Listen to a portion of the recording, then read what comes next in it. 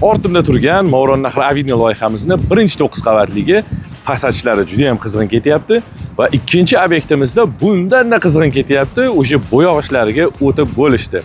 Bu tarafimizda bazaltlash ishlari deyarli yakuniga yetdi. Bir tarafdan bo'yoq ishlari ketyapti va eng qiziqarli yangiliklar binoni oldi tomonida bo'lyapti. Qani ketdik unda. Va nihoyat tinchroq joyga o'tib oldik. Ko'rib turganingizdek, ortimda hozir besetka yasash ishlari ketyapti. Voy, bu besetkalarda ichida maza qilib, shunaqa havoda muzdek suvlar sepib qo'yib, yashil hududlarda dam olib o'tirasiz, xudo xolasa. Bu tarafimizda suxostiyashka ishlari ketyapti, ya'ni pollarda bilasizlar suxostiyashka qiladi Salom City. Bu o'ta ham aniqlikni va silliqlikni kafolatlaydi. Shundan ustiga hech qanaqa pardozsiz parket pollarni terib ketsangiz ham 0 o'rvinda chiqarib beradi, xudo xolasa. Ana endi hadislarni ham ko'rib qo'yaylik, a? Hadisni ham naves ishlarini tugatib qo'yishdi, xudo xolasa. Bitta yopib berishsa, juda ham chiroyli bo'lib qoladi. Va podyezdni qarang.